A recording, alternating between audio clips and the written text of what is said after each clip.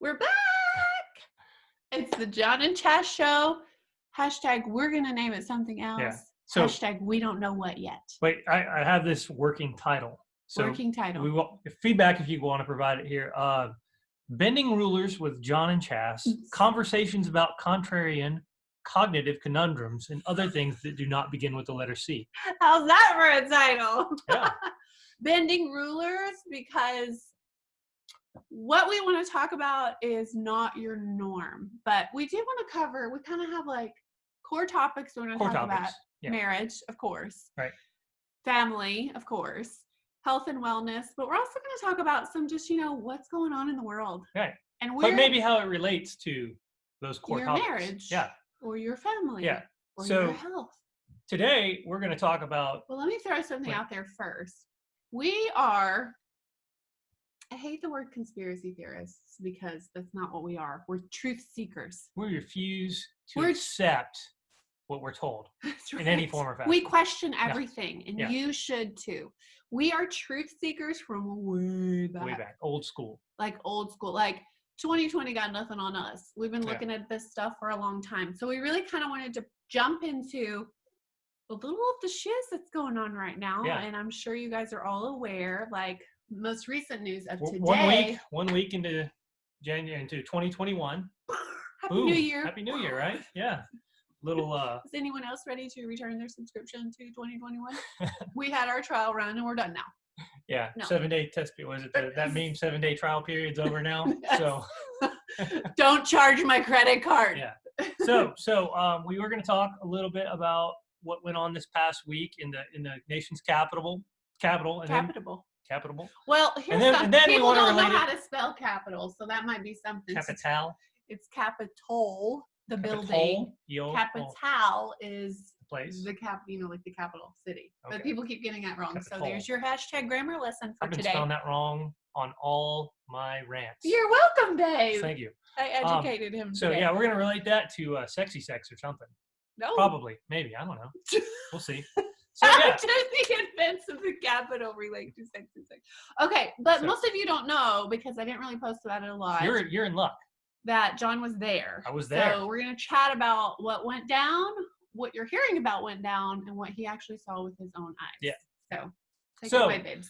Yeah, you guys have probably seen all the news, all the memes, all the posts, all the crazy ideas out there, right? The drama. Well, it was absolutely 100% a crazy and wild time. I'm going to keep us on time here.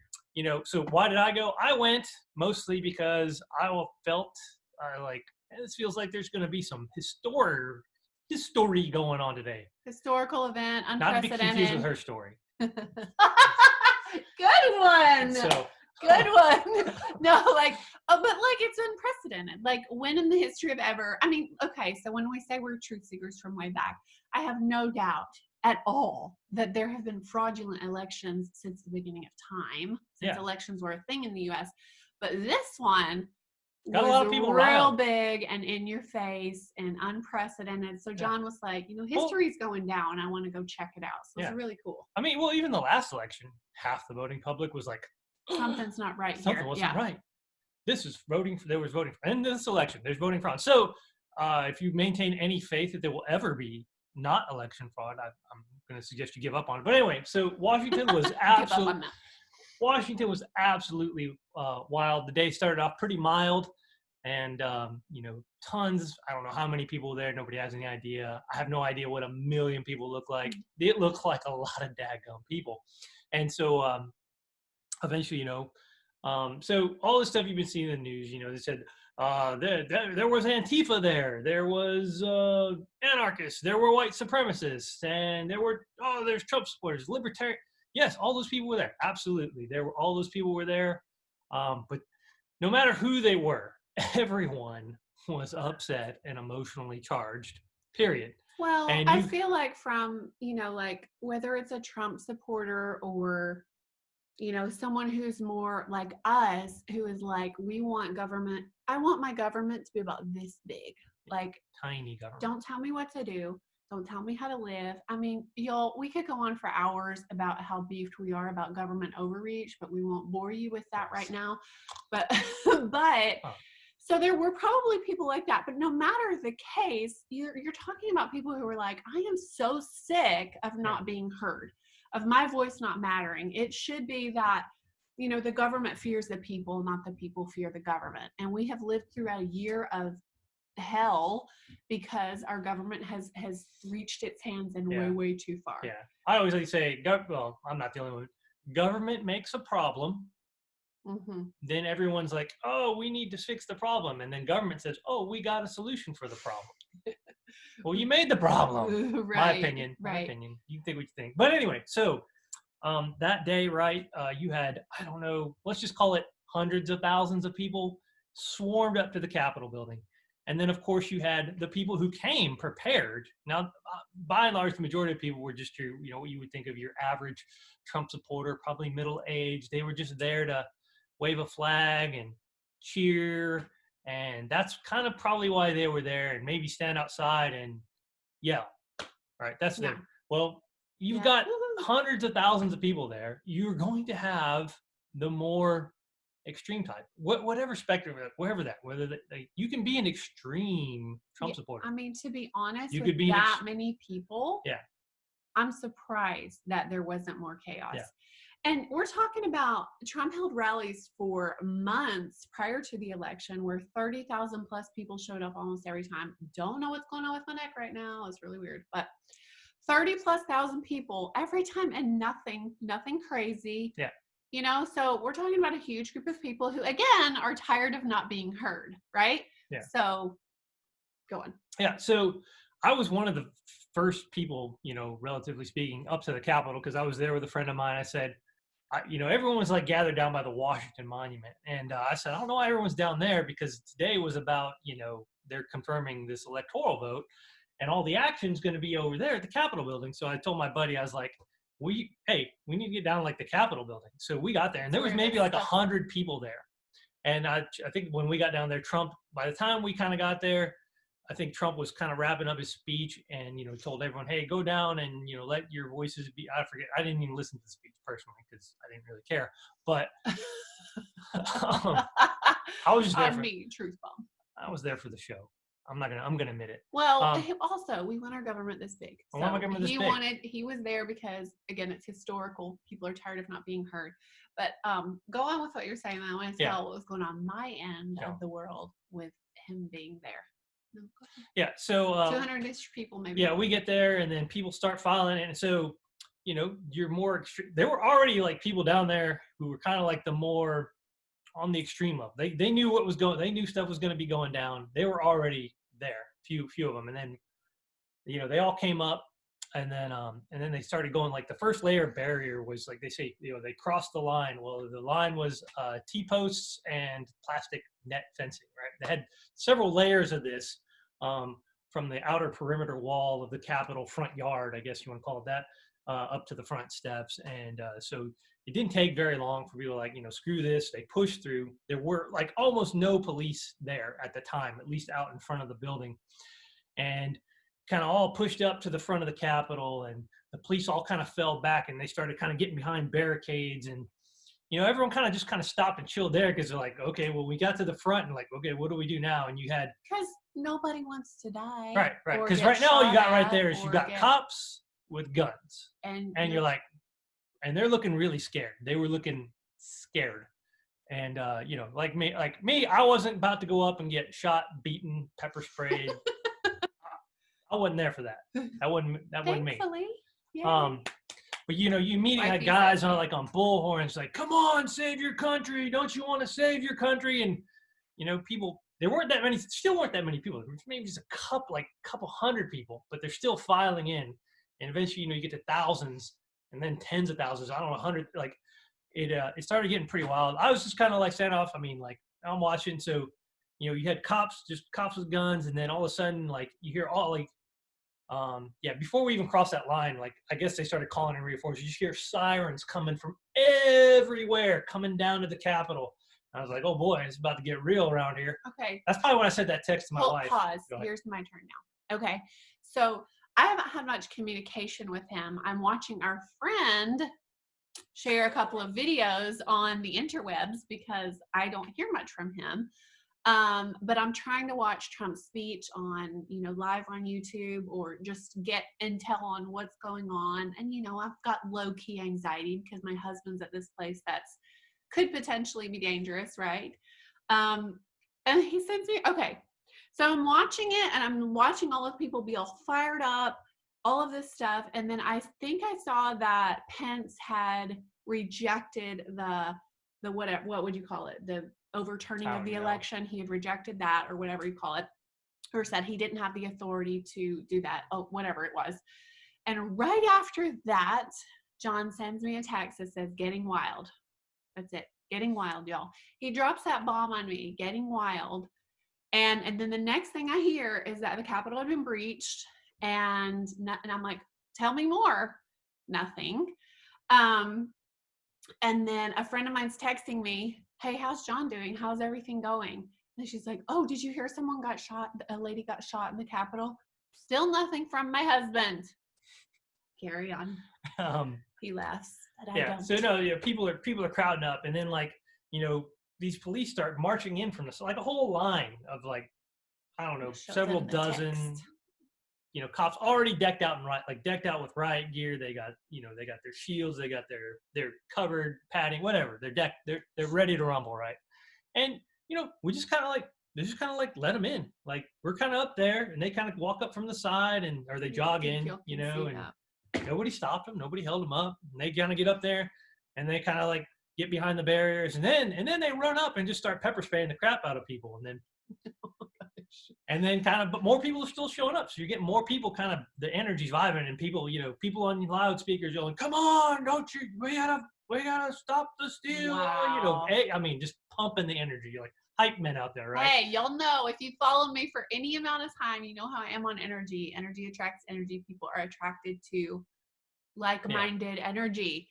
High energy, people are attracted to that. So there's an energy that was there, and people are responding to it. So you have to keep that in mind too. Even these conservative that wouldn't have done this otherwise, they're like, "Yeah, let's save our country." Your average mom and pop Trump supporter, right? Like, somebody would climb, they had scaffolding, and people would be climbing up the scaffolding and get tackled by the cops, or get beat back, or pepper sprayed back.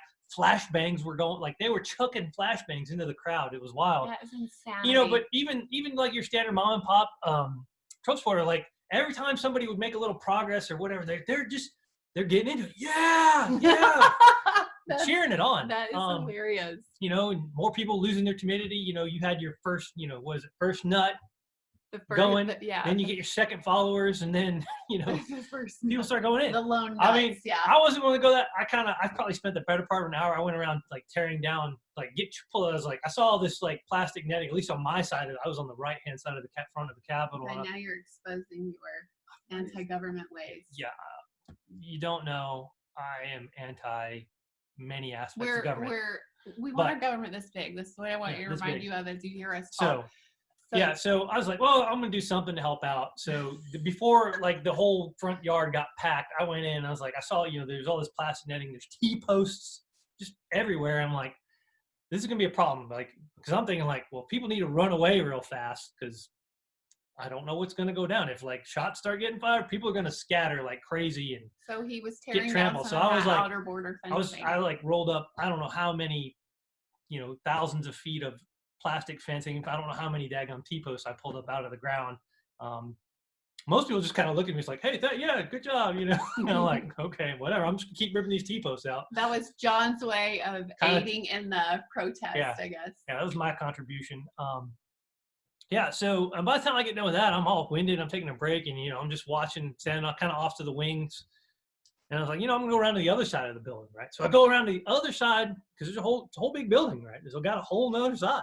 So go over there, and it's there's people already up on the steps. There's no riot gear cops. There's, he came home telling me he was surprised how few so by that time officers there were. That time they had all so I went up and talked to a police officer, because they're just kind of normal police officers, just kind of standing around chilling. People are up talking up there, kind of just chatting with them, right? I go, "Hey, pretty wild." They're like, "You guys been DC cops? This is about as wild." They're like, "Yeah, it's pretty wild." And I was like, "Oh, and one cop's like, "They already got in the building," and I'm like, oh, they got into the building. And then, sure enough, like That's this other set of funny. steps, like, yeah, people had already started coming through out the other side. They like took their Um, tour and came out. Yeah, yeah. Have you guys I mean, seen the pictures? you of guys seen the people pictures, and staying you've in probably the- seen videos that said they let the cops just let them in. Those pictures where you just see the cops like moving barriers, or I think there's even one of a cop like that was already like they had already on the other side of the building. They'd already been clashing for like over an hour. I mean, people were getting dragged out senseless and covered in pepper spray. There was tear gas everywhere. There's clouds and clouds of tear gas. You could be, over 100 yards away, and you're still like. Wow. Yeah, so something to keep in mind. So all these narratives, all these stories, and all this to say, where you had Buffalo Man. I saw Buffalo. I got. He calls him Buffalo Man. Yeah. I think his name you know is who I'm talking. Jake.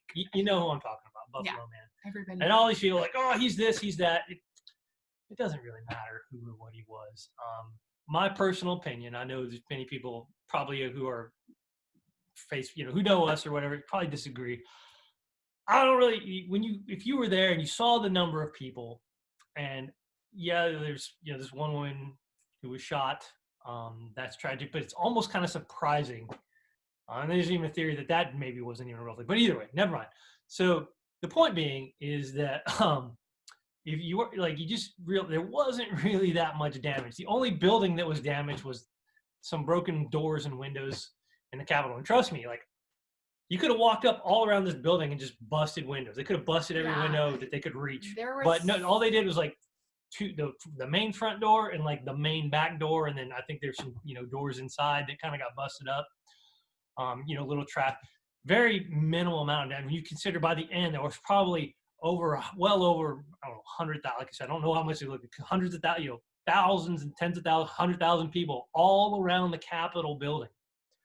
So, being by and large very like I walked up to a door, one of the doors on the other side, and I walked up to the windows, just kind of like, hey, anybody home? So the potential for damage was far exceeded the actual damage that was done. So I think that's something that people need to step back and critically look at and remember that. Number one, you're talking about a bunch of emotionally charged people. Number two, you're talking about a bunch of people who feel like they have not been heard and that they've basically been robbed of their vote. So, and the people, they have a right to be upset, to be honest. Like, how do you feel in your marriage, for example, when your spouse doesn't hear what you're saying? Ladies, how do you feel when your husband's not listening to you?